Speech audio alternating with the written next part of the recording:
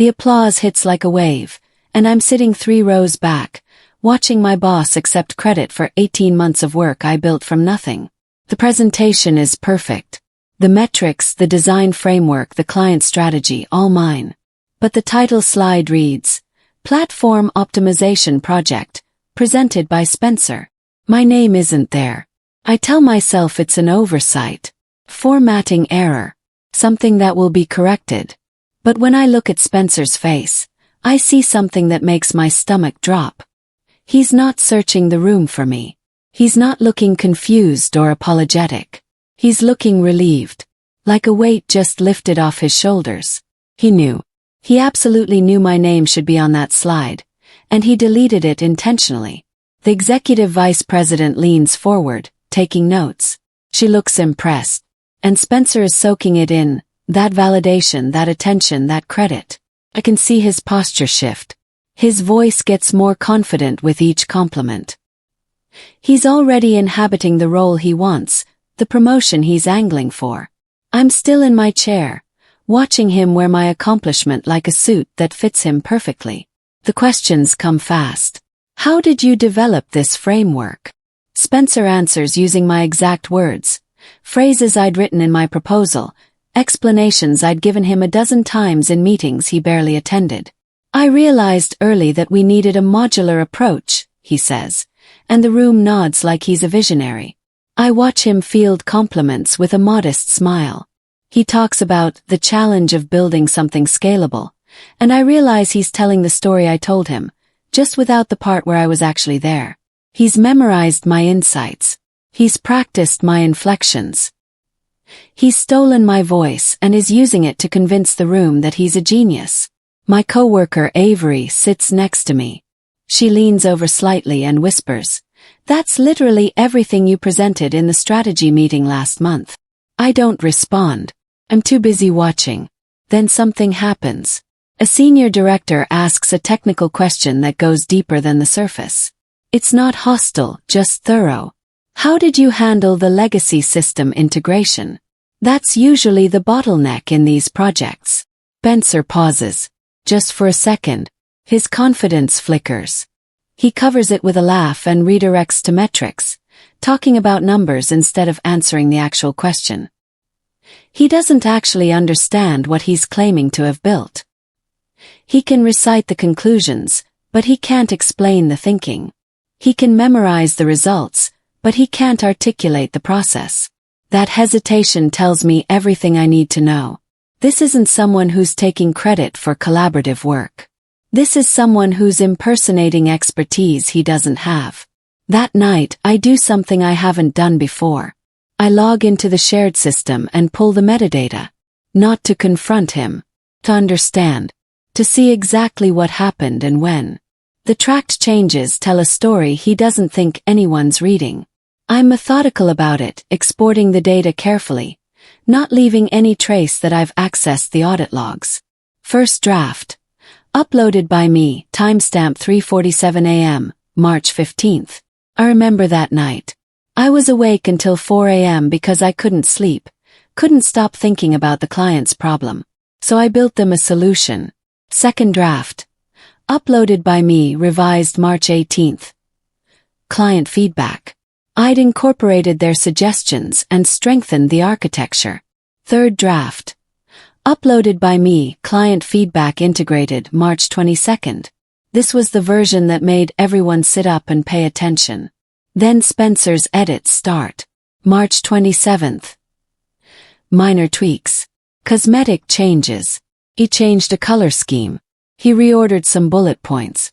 Nothing that moves the needle. Nothing that shows understanding. Then the final version. Uploaded by Spencer. April 2nd. Submitted to the client with his signature. The authorship is all there in the metadata. Every keystroke, every decision, every insight. Time-stamped and attributed to who actually did the work. The system records everything. It's designed to. That's the whole point of version control and track changes. I export it all. File sizes, edit counts, document creation details, modification logs. The evidence doesn't care about office politics or who has charisma or who's better at talking. It just records what happened, in perfect chronological detail. My access to these files hasn't been revoked. Spencer doesn't think I'll look. He assumes I'll just accept the narrative he's selling and move on. He doesn't realize I'm already 3 steps ahead. I could email the team right now. Attach the metadata. Demand a correction. Hold a meeting. Make a scene. Get loud about it. Force accountability through sheer volume of complaint. But something stops me. Something quiet and strategic. Spencer is already positioning himself for the promotion. I watch him in meetings, already speaking like he's in the next role. Already too comfortable. Already planning which office he'll take on the executive floor. I decide to stay quiet. Not because I'm weak, but because I'm patient. Because I understand that the fastest way to justice isn't always the loudest. A senior leadership review is being scheduled. Something about ensuring project attribution and team accountability.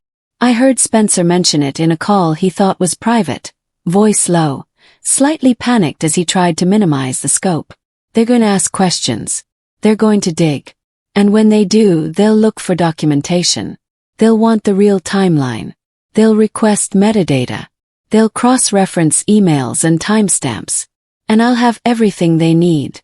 Silence isn't surrender. Sometimes it's strategy. Sometimes it's the smartest weapon you have. 2 days later, I notice Spencer updating the project repository during lunch. He's not adding anything new. He's revising the old stuff. Rewriting history in real time. File names are changing. Initial framework proposal.docs becomes Spencer framework proposal.docs. Strategy phase.docs becomes Spencer foundation.docs. He's systematically going through the repository and slowly erasing my fingerprints, signing his name in the margins of work I created. I watch him do it through the shared system logs. He's methodical about it. Deliberate. Patient. Like he's already gotten away with this before and knows exactly how to do it. But people are creatures of habit. And habits create patterns. And patterns create mistakes. He misses one thing. An archived version of the client presentation. The very first draft I'd sent him before he even looked at it, before he understood what the project was about. It's nested in a folder labeled Archive and Modify. My name is all over it. My email attached. My personal notes in the margins asking the strategic questions that led to the breakthrough. The exact moment when everything clicked. He doesn't even know it's there. Doesn't remember it exists. Forgot I ever sent it to him. But the system remembers. The archive remembers. And soon someone else will too. Co-workers start approaching me in the hallway. Not confrontational. Just careful. Cautious. Like they're testing the waters. That was your project, right? They ask, and there's something in their voices. Sympathy maybe. Or uncertainty. Or recognition of something unfair happening in real time. I nod and move on. I don't elaborate. I don't vent. I don't turn myself into the victim looking for validation. But then James from the design team pulls me into a quiet corner of the break room on a Wednesday afternoon. He looks over his shoulder before he speaks, checking to make sure no one's listening. Be careful, he says. His voice is low. Serious. Spencer is telling people this was mostly his thing. He's rewriting the story. People are starting to believe it because he says it so confidently. Thanks for the heads up, I tell him, and I genuinely mean it. He hesitates, struggling with something he wants to say but doesn't quite know how to express. I know what you did. Most people do. But he's going to keep lying until someone stops him. And he's positioned well enough that people might just accept his version. I tell him it'll be fine. And I mean that too. Because I'm not going to stop him by arguing or by matching his confidence. I'm going to stop him by letting the evidence speak. By letting the truth that's already documented find its way to the people who need to see it. Spencer starts crafting a story. I hear it in team meetings. In conversations with leadership. In the hallway chatter that somehow always gets back to you. He talks about how he drove this initiative from the beginning. how he saw the potential in the market, and architected the solution. He's building a mythology around himself, a narrative where he's the hero and everyone else is supporting cast. He positions himself as the sole driver, the visionary, the guy who makes things happen, the person with the strategic mind who saw what others couldn't see. And he starts mentioning his name for the promotion in casual ways. Once I move into the director role, he says in meetings, like it's already decided. When I'm leading the strategy team, he says to clients, speaking as if it's inevitable. I'll be implementing new processes in my new position, he says confidently. It's already decided in his mind. The promotion is his. All he has to do is convince everyone else that he deserves it. What he doesn't know is that leadership is starting to ask questions. What he doesn't know is that someone, maybe James, maybe Elena, maybe someone else who cares about fairness, flagged the discrepancies in the project records. What he doesn't know is that the audit is coming. And when it arrives, it won't care about his story.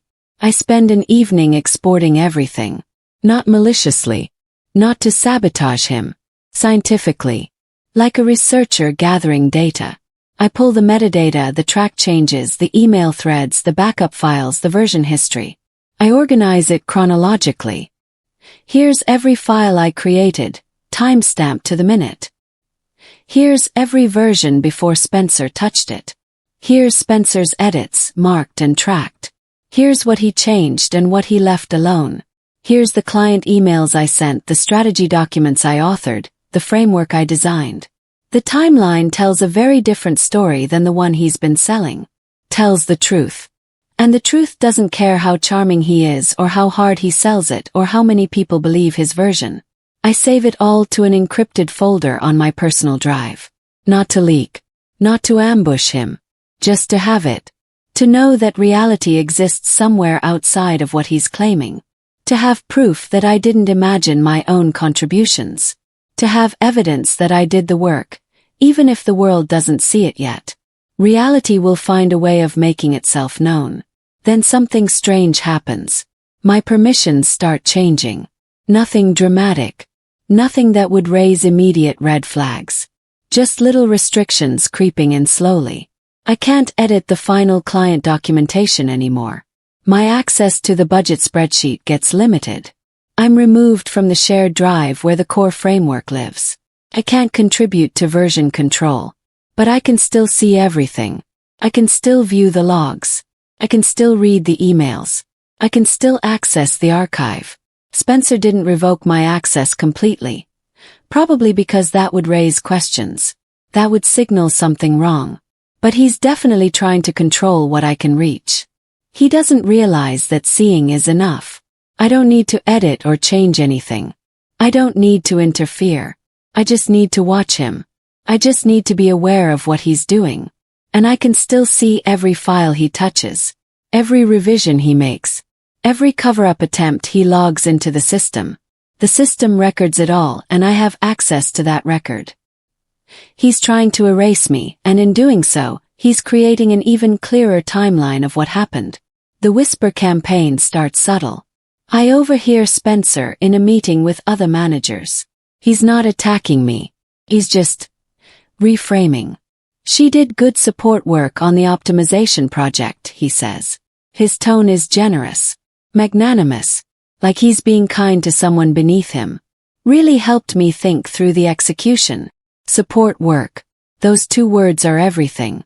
That word spreads faster than the truth ever does. Suddenly I'm the person who supported his vision. I'm the implementer, the helper, the person who took his brilliant idea and made it operational. I'm the assistant to the vision, not the visionary. My contribution becomes smaller with every retelling. In 1 week, I go from the creator to the facilitator. From the architect to the builder. From the thinker to the doer. It's genius how quickly perception can rewrite reality. How easily people accept a narrative if it comes from someone confident enough to sell it. But I'm not angry. I'm observant. I'm watching. Because this is what happens right before someone gets exposed. They get so comfortable with a lie that they stop being careful. They think they've already won. They start relaxing. And that's when they slip up. The email comes down from corporate compliance, routine audit, project attribution review, team accountability assessment. All projects with budgets over a certain threshold get audited for documentation and credit accuracy. The optimization project absolutely qualifies. It was expensive. It was high profile. It definitely triggers the review threshold. Spencer reads the email at his desk, and I watch his face from across the office. For the first time since this started, he looks at me. Actually looks at me. His eyes search my face like he's trying to figure out what I know, what I've done, whether I said something. I look back neutral. Me. Like I'm just another person reading company communications. Like I have nothing to do with this email arriving at this exact moment. But he knows something just changed. I can see it in his eyes. The comfort he's been living in just evaporated. The ground beneath him isn't as solid as he thought. He doesn't know that I've been waiting for this moment. That I've been documenting everything. That the evidence is organized and ready. He doesn't know that I've already printed out the metadata, organized the emails chronologically, and created a folder with every original file he tried to erase. He's about to face the one thing he can't lie his way out of, a complete digital record of the truth. They interview me first, actually. 2 people from the compliance team, very professional, very standard. They have a checklist. They've done this 100 times. They're not hunting for drama. They ask me to walk through my role in the project. What did you contribute? When did you start?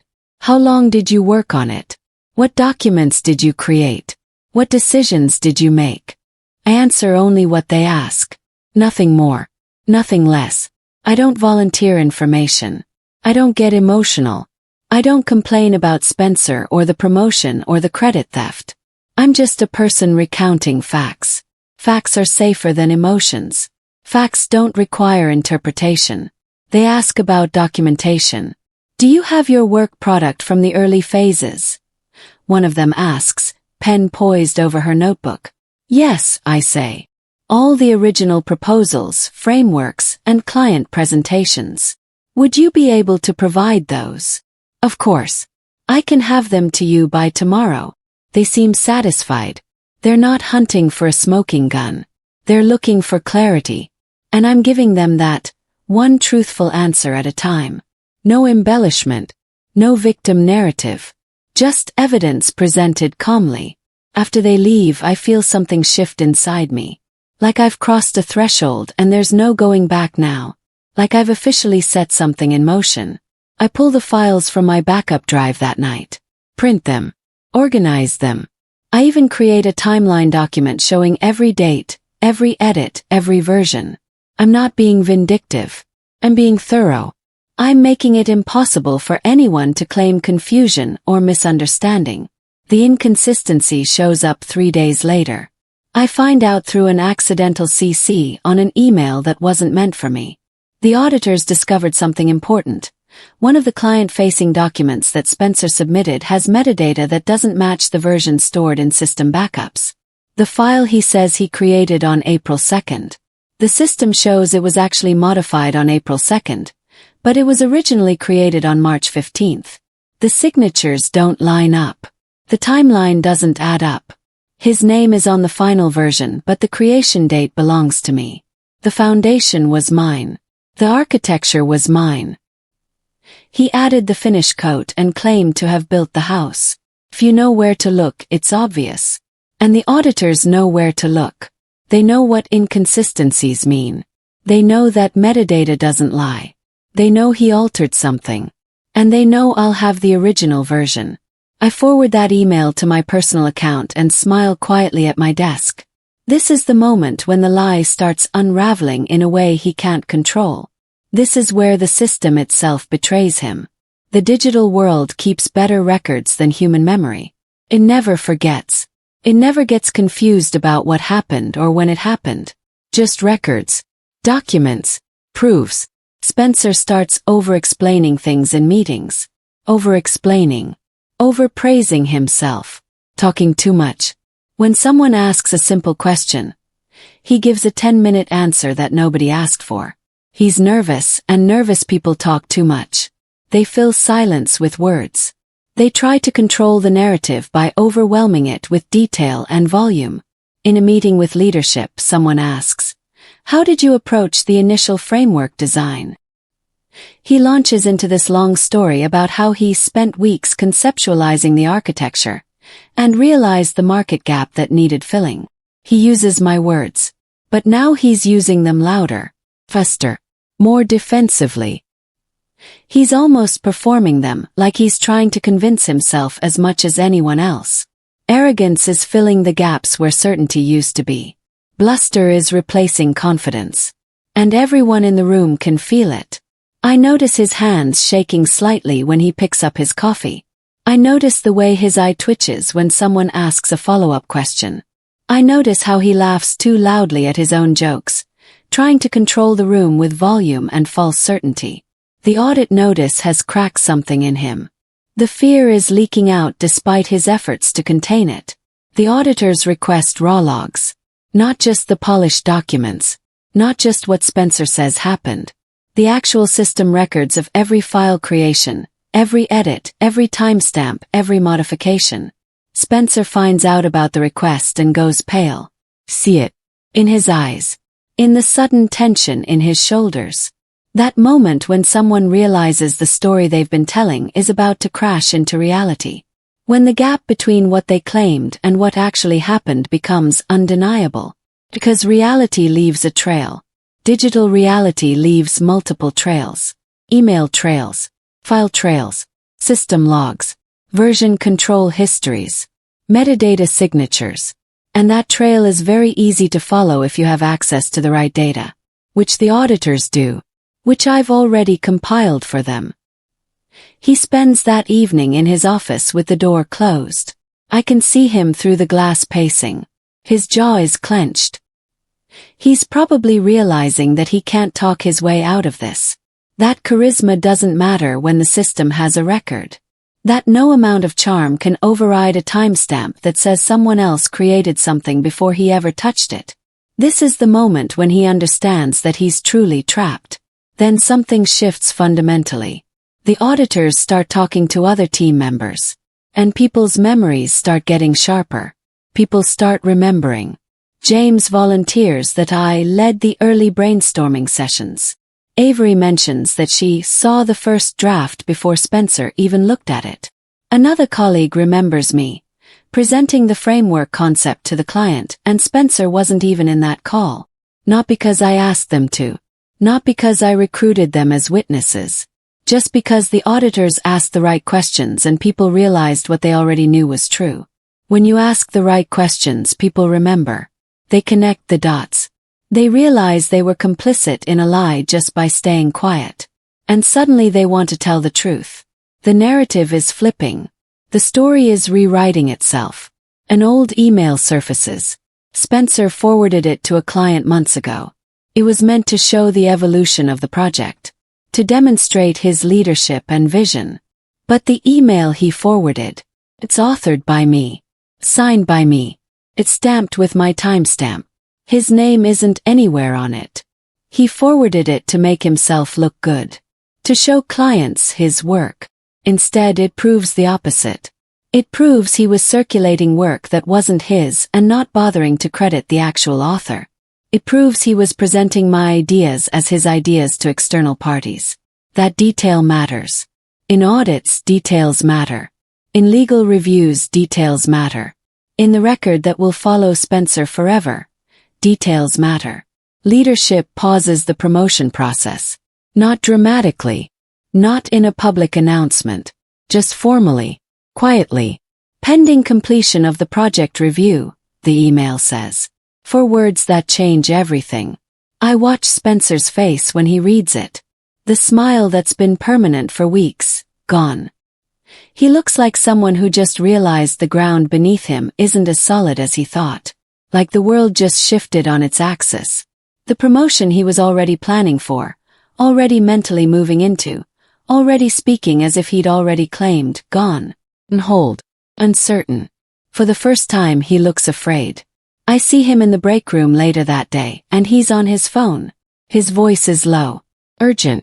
He's calling someone, his mentor maybe, or a lawyer. His expression is tight. Panic. He knows the evidence exists.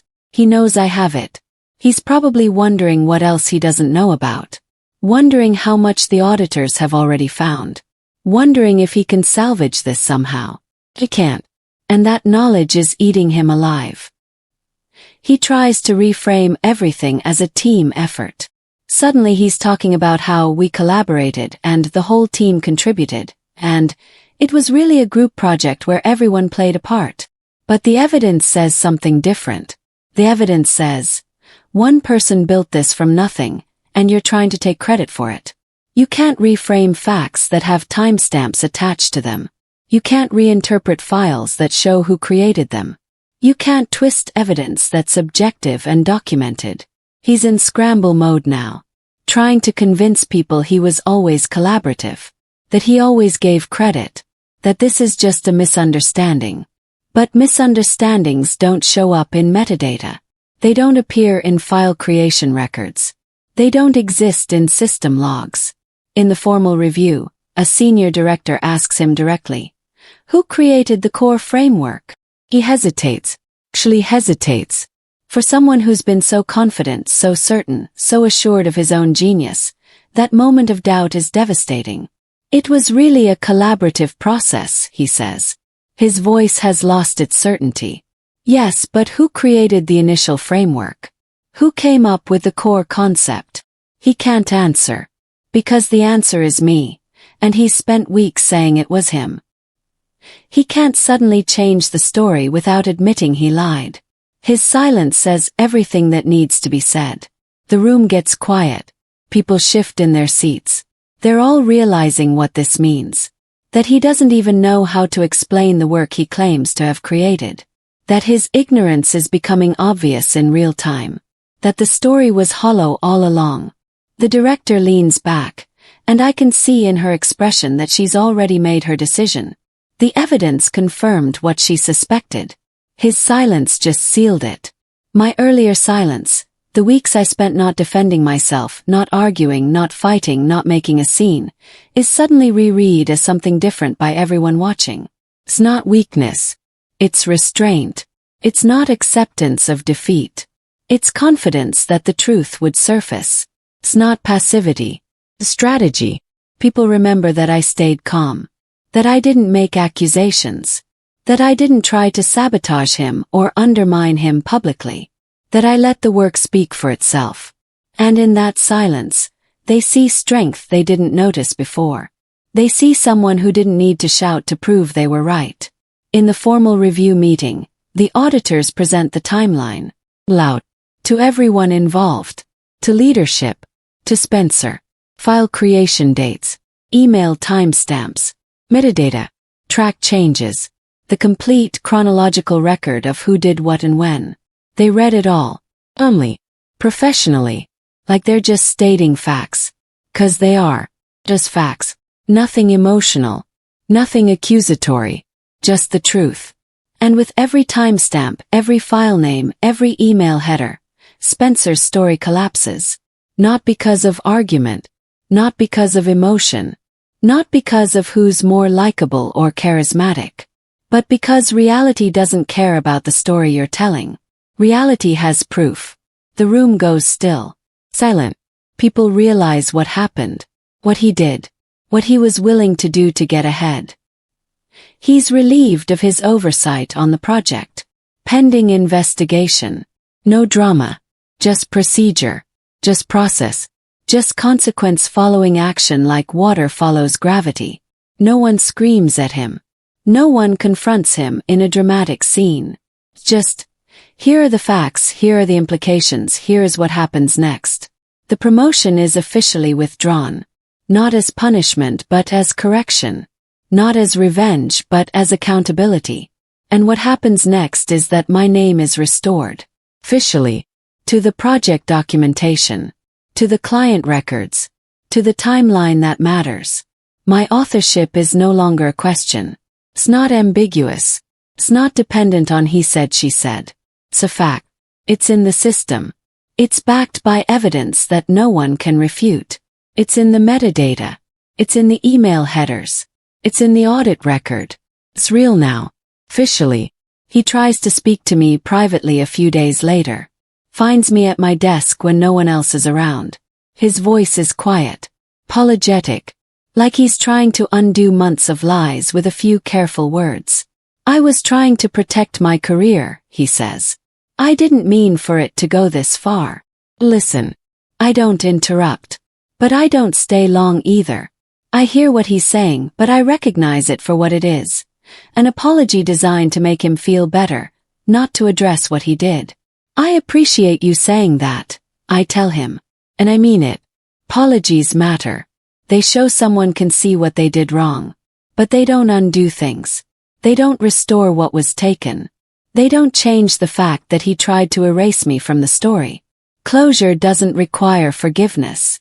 Sometimes it just requires honesty about what was real and what was a lie. 3 months later, I'm leading the project review. Client presentation. Standing in front of people who used to see me as support staff. Standing calm. Standing credited. Standing clear. My name is on every slide. Not as a co-creator but as the creator. My framework is presented as mine.